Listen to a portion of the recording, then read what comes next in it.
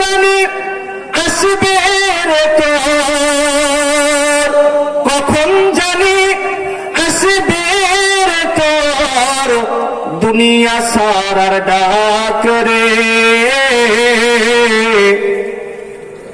গোরস্থানের একটু মাটি বাইনা করে রাখ রে, গোরস্থানের একটু মাটি বাইনা করে রাখ। মাটির খাসাই প্রাণের ময়না চিরদিন তো আপন রাইনা। সামনে রমাদানুল মুবারক মাস, আপনারা জানেন যে প্রতিটি ফলের, প্রতিটি শস্যর একটা সময়, একটা সিজন থাকে কি থাকে না বলুন তো? এই যে এখন বর্তমানে সরিষার সিজন বা মৌসুম, এখন যদি আপনি হাটে হাটে যান দেখবেন সরিষা আর সরিষা দিয়ে বাজার ভর্তি। আমের মৌসুমে যদি আপনি যান বাজারে শুধু আম আর আম পাবেন। বড়ইয়ের সিজনে গেলে শুধু বড়ই আর বড়ই পাবেন। এক কথা বলতে গেলে প্রত্যেকটা ফলের ফুলের একটা সিজন আছে, মুসলমানদের গুণমাপের একটি সিজন আছে, সেটি হলো রমাদানুল মুবারক মাস। সুবহানাল্লাহ। তাহলে আমাদের এই সিজনে আল্লাহ তাআলা আমাদেরকে কি পরিমাণে যে আল্লাহ আমাদের মাফ করেন, এটা কোনো বান্দা হিসাব করাই সম্ভব না। এক হাদিসের মধ্যে এসেছে আল্লাহ রাব্বুল আলামিন প্রতি রাত্রে, রমাদানুল মুবারক মাসের প্রতি রাত্রে অসংখ্য অগণিত কবরবাসীদেরকে আল্লাহ মাফ করে জান্নাতের মালিক বানাইয়া দেয়। সুবহানাল্লাহ। আমরা সেই কবরের পাশে আছি। বলুন তো আমরা একদিন মরবো কি মরবো না? কথা বলুন, মরবো কি মরবো না?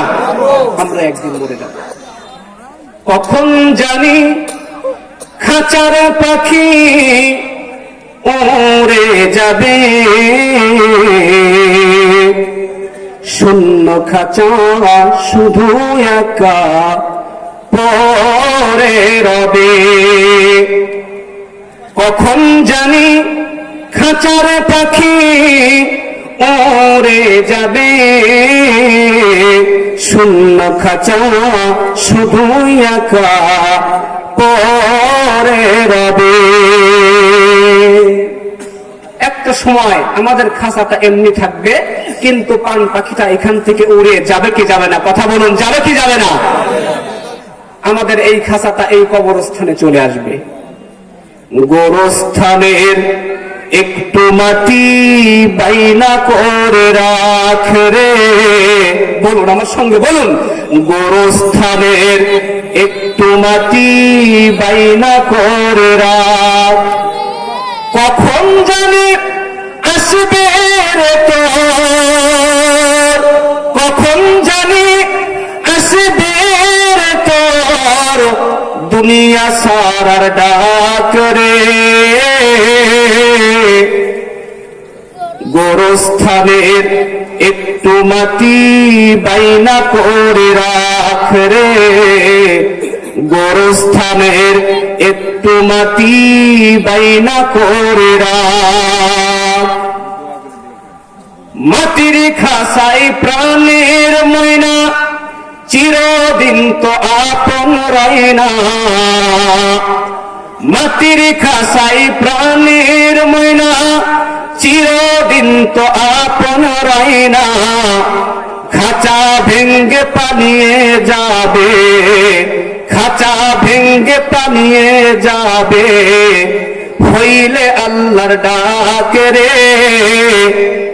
হইলে আল্লাহর ডাক। গোরস্থানের একটু মাটি বাইনা করে রাখ রে, বাইনা করে রাখ। কথা বলুন ঠিক কিনা? এজন্য আমাদেরকে কোনো না কোনো একদিন কবরের মধ্যে যাইতে হবে। এ জয়ঘরের বাবারা, আপনাদেরকে বলতেছিলাম জান্নাতি ব্যক্তি যারা হবে তাদের হইল 9টি গুণ। 1 নম্বর গুণ হইল আত-তাইবুন, অধিকাংশ সময় আল্লাহর কাছে তওবা করতে হবে। 2 নম্বর গুণ হইল ওয়াল আবিদুন, ইবাদত গুজার বান্দা হইতে হবে। হযরত আবু হুরায়রা রাদিয়াল্লাহু তাআলা আনহু আমার আপনার পয়গম্বরের কাছে গিয়ে বললেন, ইয়া রাসূলুল্লাহ, ইয়া হাবিবাল্লাহ, আমাকে আপনি কিছু উপদেশ দিন, যে উপদেশ মানিয়ে আমার জীবনটা সুন্দর করতে পারি।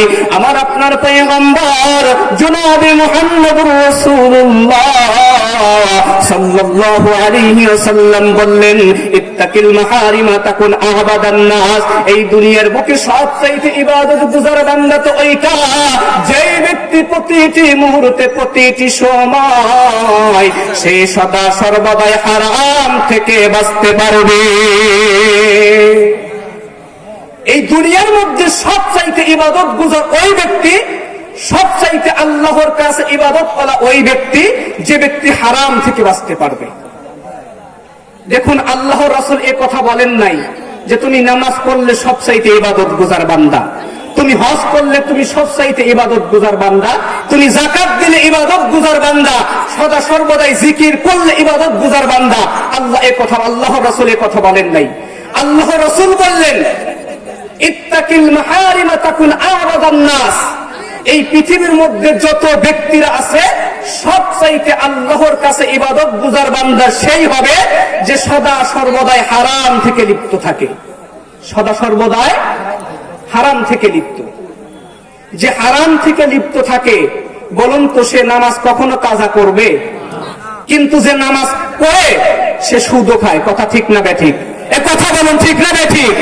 যে হজ করছে তারপরে সে আল সুদা করে, জমির আল সুদা করে না, দেখেন নাই? হজ করে আসছে এরপরে জমির আল ফেলে সুদা করে।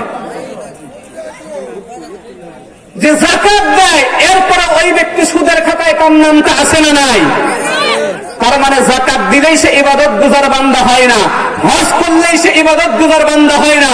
আল্লাহ রাসূল বললেন, ইত্তাকিল মাহারিমা তাকুন আ'বাদান নাস। যে হারাম থেকে বাঁচলো সেটি হইল আমি আল্লাহর কাছে ইবাদত ওয়ালা বান্দা। সুবহানাল্লাহ। এজন্য ইবাদত গুজার বান্দা যদি হতে চান, হারাম থেকে আগে বাঁচুন। হারামের কথা কয়টা বলবো? শুধু আমরা চোখের গুনাহ, জবানের গুনাহ এতেই তো নয়, এখন প্রতিটি ফ্যামিলিতে যেটাই খাবেন সেটাই হারাম ঢুকে গেছে। কথা ঠিক না বেঠিক? নামাজ 5 ওয়াক্ত পড়তেছি, সদা সর্বদাই জিকিরও করতেছি, কিন্তু আমার ব্যবসাটা, আমার ইনকাম সোর্সটা হালাল নয়। আল্লাহ রাসূলের হাদিস প্রমাণ করে, হারাম খেয়ে যদি ইবাদত করা হয়, এই ইবাদত আল্লাহর কাছে কোনো দাম হবে না। এই ইবাদতের মাধ্যমে এই বান্দা কখনো জান্নাত পেতে পারে না। এজন্য আপনি সারাদিন নামাজ পড়ে কি করবেন? সর্বপ্রথম তো কাজ আগে হারাম থেকে বাঁচতে হবে। নামাজ পড়ুন, যাকাত দিন, হজ করুন, কিন্তু আগে হারাম থেকে আপনার পরিবারটাকে আপনি বাঁচান। আল্লাহ রাব্বুল আলামিন বললেন, ওয়াল আবিদুন, যারা জান্নাত যাবে তার দ্বিতীয় নাম্বার গুণ হলো সদা সর্বদাই ইবাদতের মধ্যে থাকতে হবে। প্রশ্ন হতে পারে, হুজুর, সদা সর্বদাই কখনো কোনো বান্দা, কোনো ব্যক্তিকে ইবাদত করতে পারে? অবশ্যই করতে পারে। আল্লাহ তাআলা বললেন, আল্লাহর কথা কি মিথ্যা? এ কথা বলেন, আল্লাহর কথা মিথ্যা? নিঃসন্দেহে সত্য কথা। তাহলে সদা সর্বদা ইবাদত কিভাবে হবে? যখন আপনি ঘুম থেকে উঠবেন, ঘুম থেকে ওঠার সঙ্গে সঙ্গে নামাজ পড়বেন। নামাজ পড়ার পরে আপনি জীবিকা নির্বাহের জন্য চলে গেলেন। বাড়ি থেকে যখন আপনি বের হবেন, বিসমিল্লাহি তাওয়াক্কালতু আলাল্লাহ, বিসমিল্লাহ বলে যখন কাজে আপনি শুরু করলেন, সারাদিন আপনি কাজ করলেন, আপনার এই কাজটা নফলে ইবাদতের মধ্যে আল্লাহ লিপিবদ্ধ করে দিবে। সুবহানাল্লাহ।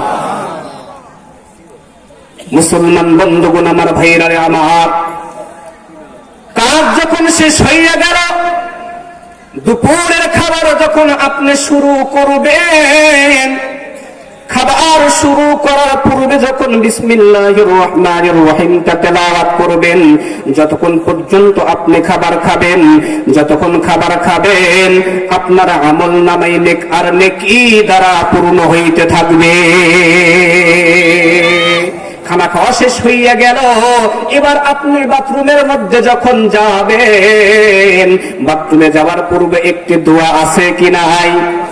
দোয়াটা পরে যখন ঢুকলেন, বের হবার পরে আবার দোয়া করলেন, যতক্ষণ পর্যন্ত বাথরুমে বসে থাকলেন, ফেরেশতারা আপনার আমলনামায় নেকি আর নেকি দ্বারা পূর্ণ করতে থাকবে। সুবহানাল্লাহ।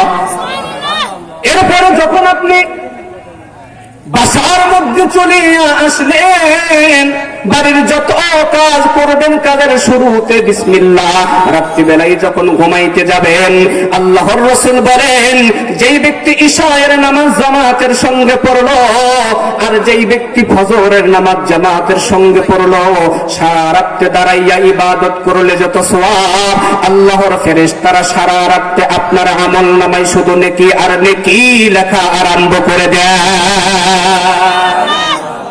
তাহলে সারা রাত এবং সারা দিন আমাদের নেকির মধ্যে কেটে গেল।